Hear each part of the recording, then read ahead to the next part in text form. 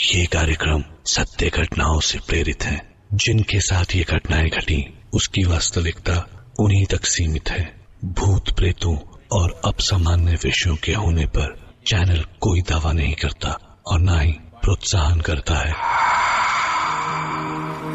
कहते हैं कि कभी कभी किसी इंसान की अचानक मौत हो जाने पर उसे यकीन ही नहीं हो पाता कि वो जिंदा इंसान नहीं बल्कि सिर्फ एक भटकती हुई रूह है, और ऐसे में उसके पास अपना कहने को सिर्फ उसकी अतृप्त इच्छाएं ही बचती हैं। इच्छाएं जिन्हें पूरा करने के लिए वो रूह कुछ भी कर गुजरती है।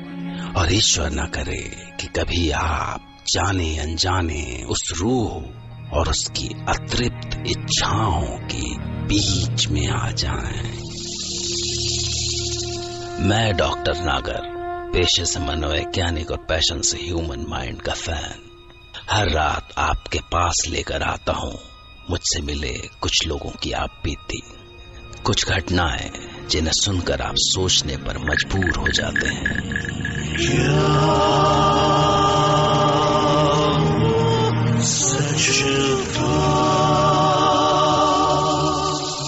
आज की कहानी दिल्ली के अनिल राठी की आप बीती है, जिन्हें अचानक एक खौफनाक सच से टकराना पड़ा। पर क्या आप उस सच का यकीन करेंगे? जब तक आप खुद उस सच से न टकरा जाएं, तब तक तो नहीं शायद। मैं और काजल मेरठ से दिल्ली नए नए आए थे। असल में हम दोनों एक दूसरे को पहले से ही जानते थे, मतलब वी वर इन लव। फिर जैसे ही मेरी दिल्ली में जॉब लगी, मैंने डैड को काजल के बारे में सब कुछ बताया और हमारी शादी हो गई। काजल बहुत सुंदर थी। एक्चुअली उसका घर, उसका स्टेटस सब हम लोगों से बहुत अच्छा था। पर मेरी गवर्नमेंट जॉब थी तो उसके घर वालों को भी ये रिश्ता अच्छा लगा। शादी हुई तो मेरे डैड ने गांव की जमीन बेचकर हमारे लिए दिल्ली के चंदन विहार में एक सिंगल बेडरूम वाला सुंदर सा घर ले लिया, हमारे सपनों का घर। पर यहाँ हमारे सामने अजीब मुसीबत आ गई। इस घर में कितनी भी कोशिश करो आग ही नहीं जलती थी। एलपीजी स्टोव या पूजा का दिया, गैस लाइटर, माचिस की तीली तक नहीं जलती थी। हमारी तो हालत खराब हो गई, सिर पकड़कर बैठने की नौबत आ गई।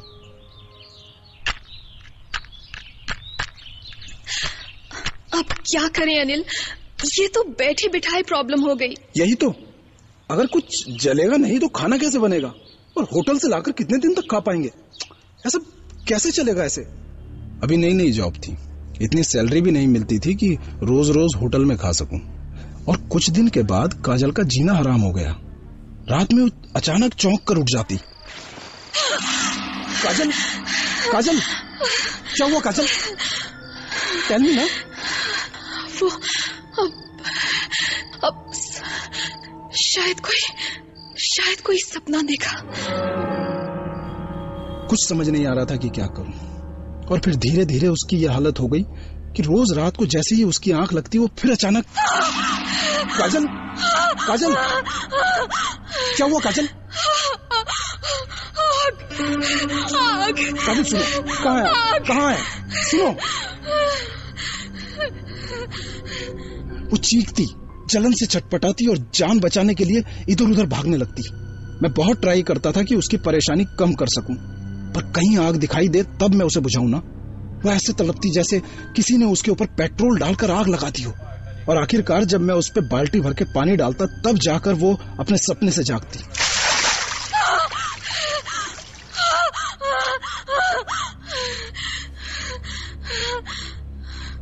और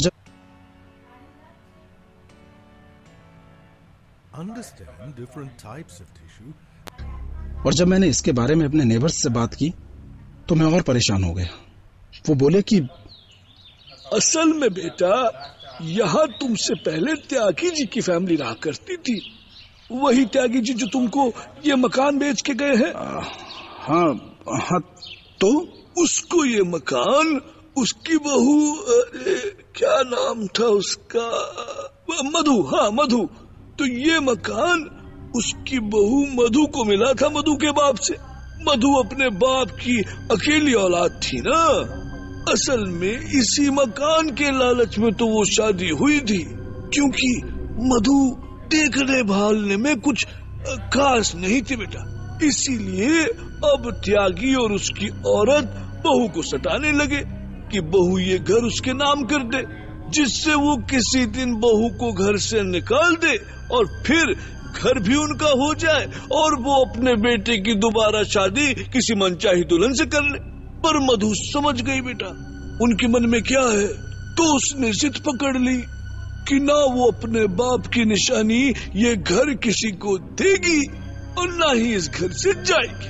और आखिरकार जब त्यागी और उसकी औरत उसको भगाने में कामयाब नहीं हुए, तो ऐसा कहते हैं, मैं नहीं बोलता, ऐसा कहते हैं कि उन्होंने मिलकर मधु को जलाकर मार डाला बेटा।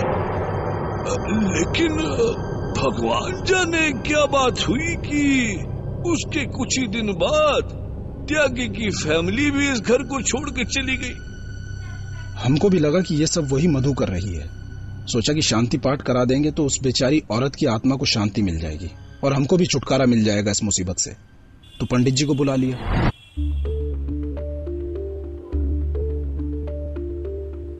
ओम देव शांति रत्नरिक्ष शांति पृथ्वी शांति रापः शांति औषधयः शांति वनस्पतयः शांतिर्विश्वे देवा शांति ब्रह्म शांति सर्व शांति शांतिरेव शांति साम शांतिरेधि ओम शांति शांति शांति। और जब पंडित जी ने मंत्र के साथ दिया जलाया तो दिया आराम से जल गया।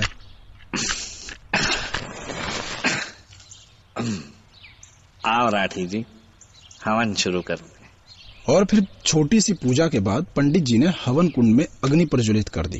ओम अमृतोपास्तरणम् असि स्वाहा ओम अमृता पिधानामसि स्वाहा ओम स्वाहा ओम स्वाहा ओम स्वाहा। पर अभी हवन की जलती लपटों में उन्होंने स्वाहा करके आहुति डाली ही थी कि अचानक जोर की आंधी चलने लगी, जैसे आंधी हवन की अग्नि को बुझाना चाहती। और फिर अचानक पास के ओपन किचन से पानी की भरी बाल्टी उछली और सीधी हवन कुंड पर गिर गई। वो भी अपने आप। 1 सेकंड में सारा घर तालाब बन गया। अरे ये हो गया ना। हे प्रभु, हे ईश्वर, हे भगवान शिव शिव शिव शिव शिव शिव शिव। ये भूत हमारे बस का नहीं है राठी साहब। भाई हम तो चलते हैं भाई। तुम जानो, तुम्हारा काम जाने भैया। अब पंडित जी, अरे पंडित जी मेरी बात तो सुनिए। अब पूजा तो करके जाइए। अरे नहीं भैया, नहीं, कोई ओझा हो जा बुला लो ये सब के लिए। ये हमसे ना हो पाएगा, हम पंडित हैं भाई, कोई ओझा थोड़ी है भाई। हम चलते हैं। अरे हम पंडित जी से अपनी परेशानी कम होने की आस लगाए थे और उल्टा वो हमारी परेशानी और बढ़ाकर चले गए। पर सर, जब अगले दिन मैं घर की सफाई कर रहा था तो मुझे एक कोने में चूड़ियों के अधजले टुकड़े दिखाई दिए। मैंने उनको उठाकर घर से बाहर फेंक दिया। लेकिन उसके बाद तो काजल की हालत और खराब हो गई। वो सपना उसको दिन दहाड़े दिखाई देने लगा। वो अजीब अजीब हरकतें करने लगी।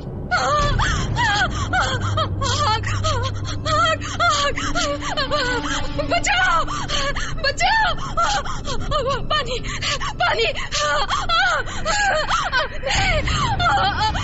बचाओ,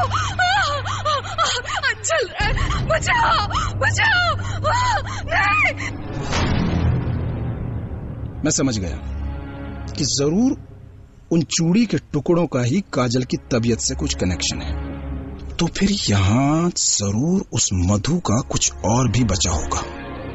और जब मैंने ढूंढना शुरू किया और एक लकड़ी की बड़ी सी वार्डरोब हटाई तो उसके पीछे आग और धुएं से काली हुई दीवार दिखाई दी। ओह, तो क्या यहीं जलाया था त्यागी ने अपनी बहू को? वहीं दीवार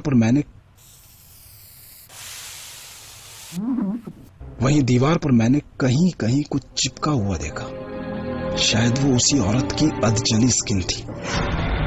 हे भगवान, ये क्या है? ये देख के एक बार तो मैं बहुत डर गया, पर फिर मुझे लगा कि अगर इस मुसीबत से छुटकारा पाना है तो उस औरत की एक एक निशानी मिटानी होगी। और मैंने दीवार को पानी से धोना और खुरचना शुरू कर दिया।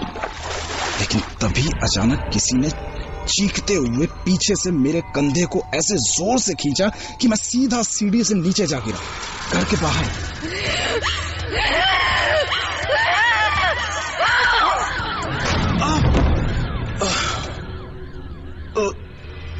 नीचे गिरने के बाद जब मैं संभला तो कहीं कोई दिखाई नहीं दिया, पर हाँ, मेरे कंधे पर नाखूनों के खरोंचने के निशान थे, जैसे किसी जंगली जानवर ने नोचा हो। उसके बाद काजल ऐसी बीमार हो गई कि उसका बिस्तर से उठना तक मुश्किल हो गया। बस वो बिस्तर पर लेटी रहती और चीखती रहती थी।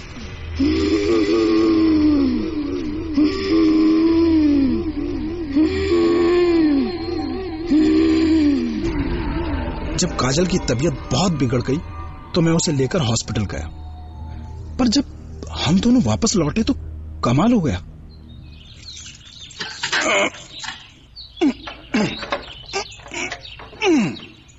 अरे, ये दरवाजा अंदर से कैसे बंद हो गया?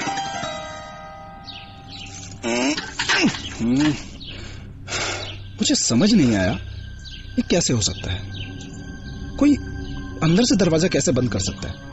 पर तभी जवाब में मुझे किसी के गुर्राने की आवाज सुनाई दी, अजीब गुर्राने की आवाज।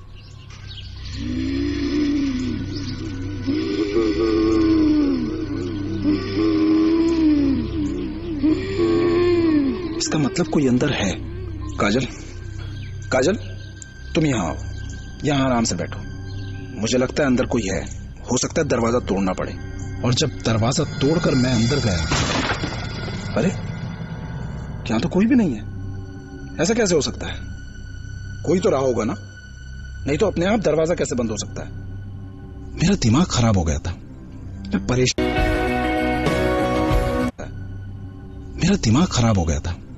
मैं परेशान हो गया था और पागलों की तरह चीखने चिल्लाने लगा था। कौन है? कौन है यहाँ? जवाब क्यों नहीं देते? किसकी आवाज आ रही थी? मैं कहता हूं मेरे सामने आओ। कौन है? सामने क्यों नहीं आते तुम? तभी पीछे से वो गुर्राने की आवाज फिर सुनाई थी। मैंने पलट कर देखा तो वो कोई और नहीं, वो काजल थी। काजल, क्या हुआ तुमको? क्या हुआ? उसकी शक्ल अजीब हो गई थी, जैसे उस पे कोई शैतानी साया आ गया हो। नहीं, तो तुम काजल नहीं हो? नहीं, तुम काजल नहीं हो। कौन हो तुम? कौन हो? मुझे निकालना चाहता है? हाँ? मेरे घर से निकालना चाहता है? लेकिन मैं नहीं जाऊंगी यहाँ से, नहीं जाऊंगी, कहीं नहीं जाऊंगी। सुनो, देखो, जाएगा तू, तू जाएगा यहाँ से, समझा? और उसने मुझे उठाकर तिनके की तरह सामने वाली दीवार पर दे मारा। समझा तू?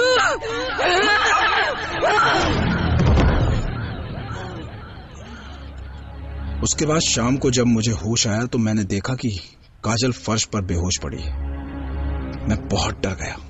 मैं एक पल भी वहां नहीं रुका, भागा भागा सीधा बदरपुर के पीर बाबा के पास चला गया और उन्हें बुलाकर ले आया। या मौला, तेरी रहमत तो यहाँ है वरू। बाबा, बाबा, बस हमको इससे निजात दिलवा दो बाबा। इंशाअल्लाह। मैंने पीर बाबा के साथ मिलकर काजल को बिस्तर पर लेटाया और उसको पलंग पे रस्सियों से कसकर जकड़ दिया। कस के बांधो, बहुत ताकत है इस रूम में। एक बार आजाद हो गई तो हम भी नहीं बचा पाएंगे तुझे। इसके बाद वो जोर जोर से आयतें पढ़ने लगे और जैसे जैसे उनकी आवाज तेज होती गई काजल की बॉडी कांपने लगी और अचानक उसने अपनी सफेद आंखें खोली और गुर्राना शुरू कर दिया। उसने खुद को छुड़ाने की ऐसी कोशिश की कि पलंग खिलौने की तरह कांपने लगा। पलंग इधर उधर दीवारों और फर्श से टकराकर भयानक आवाज कर रहा था। शोर सुनकर बाहर भीड़ लग गई। जा, यहाँ से चली जा, चली जा यहाँ से। नहीं जाऊंगी, नहीं जाऊंगी, नहीं। तो फिर मरेगी तू। तू मरेगा, सब मरेंगे, सब मरेंगे, सब मरेंगे। मैं नहीं जाऊंगी, नहीं जाऊंगी, नहीं। कुछ देर में पीर बाबा समझ गए थे कि इसे यहाँ से निकाल पाना इम्पॉसिबल है। ठीक है, आजाद कर देता हूँ तुझे। खोल दो इसकी रस्सी। हमने उसकी रस्सियां खोल दी और पीर बाबा, यहाँ से कोई नहीं निकालेगा बच्ची, और इस हाजी का यकीन मान, तू मर चुकी है बच्ची, तू बस एक रूह भर है। ए मासूम रूह, मुझे इल्म है कि तुझे सुकून की नींद चाहिए। बोल, तू कहाँ सोना चाहती है, कहाँ सुकून मिलेगा तुझे, बोल। काजल ने उस तरफ इशारा किया जहाँ आग और धुएं के निशान थे।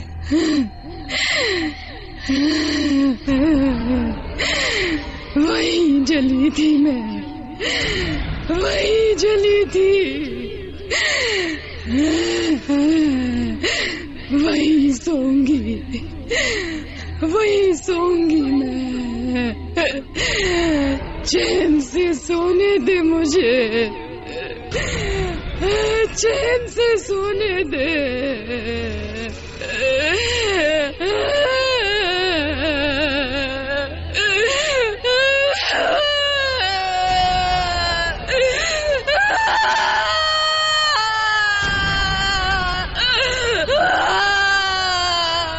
मत रो मासूम, तेरा खुदा तेरे साथ इंसाफ करेगा। तू जा, जाके सो जा, वहाँ सुकून से सो जा, जा। और सामने उसी जगह पर फर्श चटकने लगा। उसमें किसी औरत की शक्ल उभरी, जैसे वो वहां जाकर सो गई हो, और उधर वो सोई, इधर काजल बेहोश होकर बिस्तर पर गिरी, जैसे इतने दिन बाद वो भी चैन से सोना चाहती हो। पीर बाबा ने रूह की जगह को घेर दिया और हमसे वहीं उस रूह की मजार बनाने के लिए कहा। तब से बरसों बीत गए। आज भी घर के उस कोने में वो मजार बनी हुई है, जिसपे मैं और काजल सुबह शाम अगरबत्ती जलाते हैं, जिसपे कभी कभी उस बेचारी औरत की शक्ल उभरी हुई दिखाई देती थी।